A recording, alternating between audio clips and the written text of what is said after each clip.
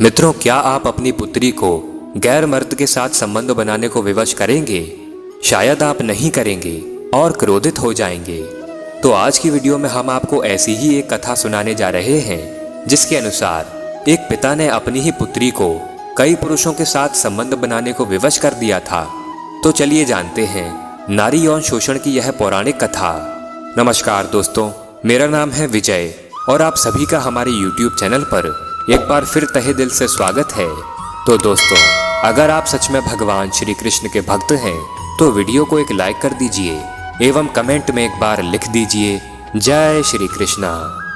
भारतीय शास्त्र सदा से ही पारदर्शी रहे हैं।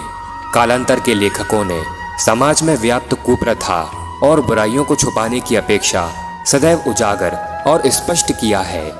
मित्रों, महाभारत के उद्योग पर्व में इस कथा का वर्णन है, जिसके अनुसार ययाति ने अपनी ही पुत्री को कई लोगों से संबंध बनाने को विवश कर दिया था। महाभारत में वर्णित कथा के अनुसार महर्षि विश्वामित्र का एक गालव नाम का शिष्य हुआ करता था, जो बहुत ही निर्धन था। महर्षि विश्वामित्र के आश्रम में ही गालव की शिक्षा पूरी हुई थी, तो विश्वामित्र ने उसकी गरीबी के कारण उससे गुरु दक्षिणा लेने से मना कर दिया था। किंतु गालव को यह बात अच्छी नहीं लगी और वह विश्वामित्र से गुरु दक्षिणा मांगने की जिद करने लगा। तब क्रोधित होकर ऋषि विश्वामित्र ने गालव से 800 श्याम कर्ण घोड़े की मांग की, जो अत्यंत ही दुर्लभ थे। गुरु की आज्ञा लेकर गालव आश्रम से घोड़े की खोज में निकल गया। फिर गालव सबसे पहले सहायता के लिए अपने मित्र गरुण के पास गया। गरुण ने गालव से कहा, हमें प्रतिष्ठानपुर के महाराजा ययाति के पास चलना चाहिए, वही हमारी सहायता कर सकते हैं। किंतु उस समय महाराजा ययाति की स्थिति ऐसी नहीं थी कि वह गालव की सहायता कर सके, जैसा कि गालव और गरुण समझते थे।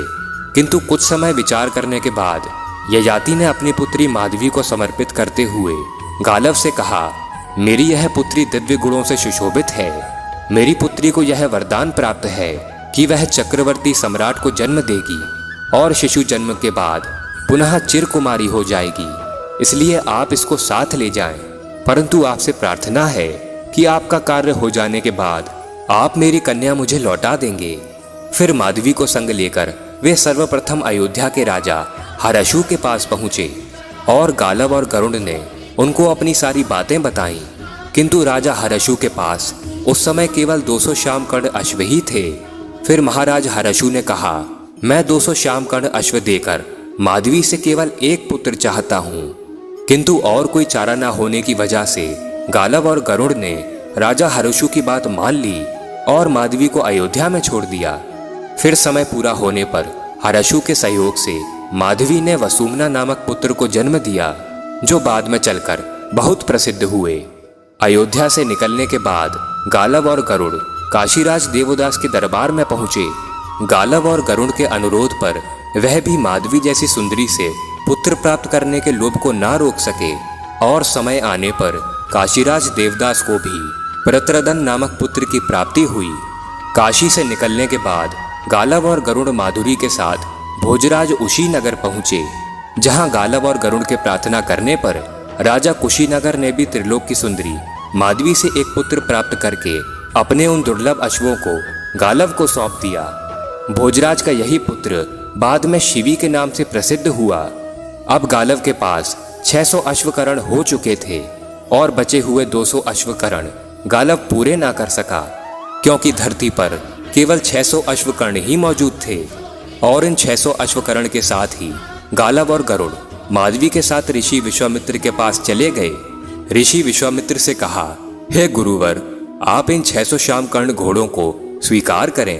अब इस धरती पर ऐसा एक भी घोड़ा नहीं बचा है, अतः मेरी प्रार्थना है कि आप शेष 200 घोड़ों के शुल्क के रूप में आप दिव्यांगना माधवी को अंगीकार करें। फिर विश्वामित्र ने अपने प्रिय शिष्य की प्रार्थना स्वीकार कर ली और माधुरी के सहयोग से अन्य राजाओं की भांति विश्वामित्र को भी एक तेजस्वी पुत्र की प्राप्ति हुई, जो कालांतर में अष्टक के नाम से प्रसिद्ध हुए। कार्य पूर्ण होने पर माधुरी पुनः अपने पिता राजा ययाति के पास चली गईं। माधवी के घर वापस आने पर पिता ने माधवी का स्वयंवर कराने का विचार किया, किंतु माधवी ने किसी भी पुरुष से विवाह करने से इनकार कर दिया और वैराग्य का रूप धारण कर तपोवन को चली गईं। तो मित्रों, अब दीजिए हमें इजाजत। आशा करता हूँ कि आपको हमारी यह वीडियो पसंद आई होगी।